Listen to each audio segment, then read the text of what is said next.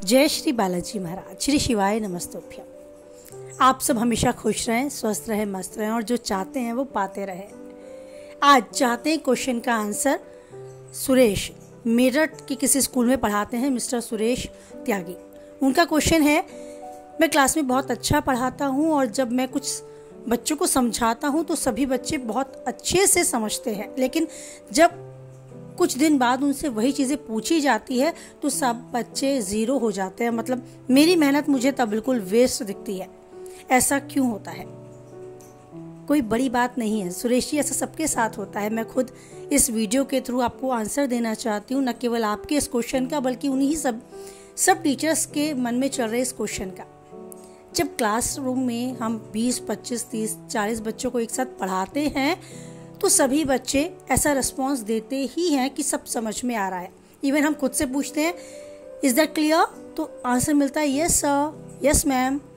या बोलते हैं कि सबको समझ में आया, तो एकदम से बहुत तेज आवाज में पूरी एनर्जी के साथ खुश होकर मिलता है yes sir, yes sir, yes ma'am, ऐसा आंसर। लेकिन हमें इस आंसर पर या इसकी वॉइस पर नहीं ध्यान देना है, हमें ध्यान देना है अपनी परफॉर्मेंस पर और अपना जो भी हमने उनको समझाया है। फॉर एग्जाम्पल, हमने कोई सम्स उनको समझाया है तो समझाने के तुरंत बाद हमें किसी भी बच्चे से पूछ लेना है और क्वेश्चन समझाने के बाद, सॉल्व कर देने के बाद जब हम उनसे पूछते हैं तो बच्चे मेंटली प्रिपेयर रहे कि किसी का भी नंबर आ सकता है।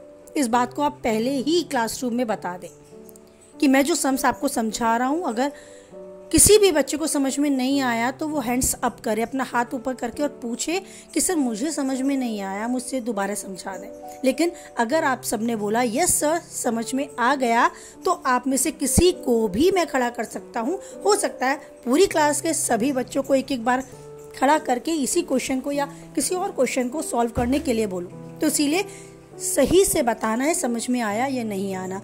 धोखा नहीं देना है, मुझको नहीं, खुद को धोखा नहीं देना है। आप सब फीस पे कर रहे हो, आपके पेरेंट्स फीस देते हैं स्कूल में और बदले में हम आपको बहुत अच्छे से पढ़ाते हैं।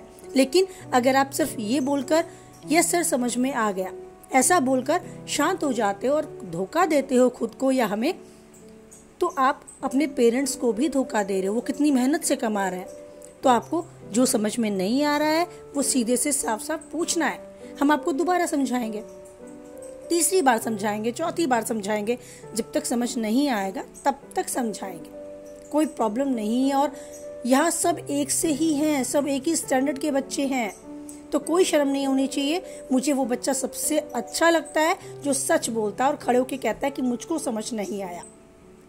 ऐसा कुछ आप कह दे अपने क्लासरूम के सभी स्टूडेंट्स को, जिससे वो आपसे कनेक्ट हो जाए और वो बिल्कुल भी हिचकिचाए नहीं, वो इग्नोर ना करे, उनको ये ना लगे बस आए हैं सर पढ़ा रहे हैं और जा रहे हैं। ऐसा कुछ भी उनके मन में ना चले। अगर अपनी बातों से आप उनको कन्विंस कर पाते हैं, जोड़ पाते हैं, तो बस फिर आपका काम हो गया। जब बच्चे, एक या दो बच्चे आपको मिलेंगे ऐसे जो आपके यस सर समझ में आ गया कहने के बाद भी क्लासरूम में उसी सम्स को या उससे रिलेटेड किसी सम्स को सॉल्व नहीं कर पाएंगे, तो आपको उन्हें डांटना नहीं है। आपको उन्हें खड़े होकर प्यार से समझाना है और कहना है कि आपने गलत किया, क्यों छुपाया, क्या मिला छुपा के। अगर यही सम्स आपके एग्जाम में आएगा तब भी तो आप नहीं कर पाओगे ना, तो फिर आज ही समझना है, अभी समझना है। ऐसा कुछ कह के बच्चों को अपने साथ जोड़ कर रखें। मुझे लगता है हर तरीके से अगर बच्चा आपकी बातों को समझ रहा है और फिर ये भी कह रहा है कि मुझे समझ में नहीं आया, तो आप सफल हैं। उन्हें समझाएं, उन्हें अपने से एक ऐसा उन्हें फील होना चाहिए कि सर हमारे हैं, ये मैम हमारी हैं, हम इनसे फ्रैंकली बोल सकते हैं। एक ऐसा आपकी बातों से उन्हें लगना चाहिए। तो डांटना, मारना या ये सब एक तरफ, और अपनी बातों से उनको ये समझाना कि पढ़ाई इतनी हार्ड नहीं है, बहुत इजी है, बस आपको उसी तरीके से समझना होगा। सिर्फ और सिर्फ उसी चीज़ पर ध्यान देना होगा जो यहाँ समझाई जा रही है। सारी बातें बंद कर दो, इधर उधर देखना बंद कर दो, कुछ समय सिर्फ इन्हीं चीज़ों को देखो जो मैं समझा रहा हूँ।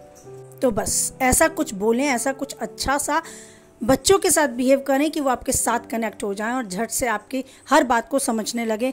न केवल आपको पढ़ाने में मज़ा आएगा बल्कि उनको भी एक अच्छा रिस्पॉन्स आपको देने में बहुत अच्छा फील होगा। आपको घर तक जाकर एक सुकून की नींद का आभास तो अवश्य ही होगा। जिसके लिए हम काम करते हैं वो मेहनत अगर सफल होती दिखती है तो हम बहुत ज़्यादा ऊर्जावान खुद को पाते हैं, दोबारा से डबल मेहनत के लिए खुद को प्रिपेयर कर पाते हैं।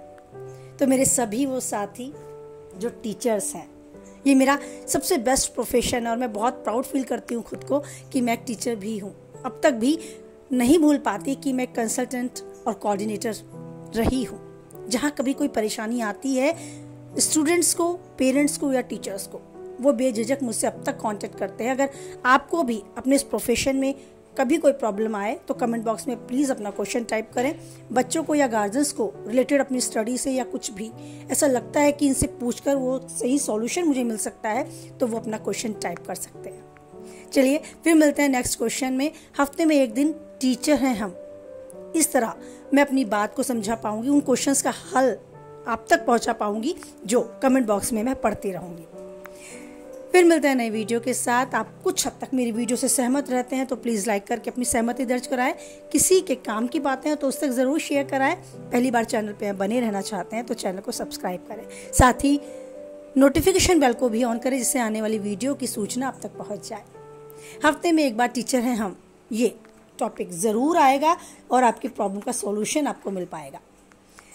ईश्वर पर बनाए रखें आप अटूट विश्वास, क्योंकि वही एक है जो किसी भी परिस्थिति में नहीं छोड़ता हमारा साथ। आप यूं ही जीवन में आगे बढ़ते रहें, हर परिस्थिति का सामना पूरी मेहनत, लगन और विश्वास के साथ करते रहें।